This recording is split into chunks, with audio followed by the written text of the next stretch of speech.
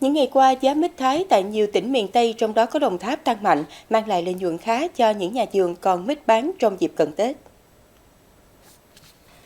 Hiện mít loại 1 được thu mua với giá 31 đến 33.000 đồng một ký, loại 2 từ 30 đến 31.000 đồng một ký, loại 3 khoảng 29.000 đồng một ký.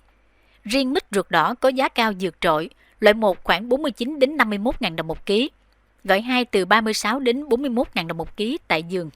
Người trồng mít tại Đồng Tháp cho biết khoảng 3 tuần trở lại đây giá tăng dần, trong khi trước đó chỉ ở mức 6 đến 8.000 đồng một ký, nhiều loại khó tiêu thụ.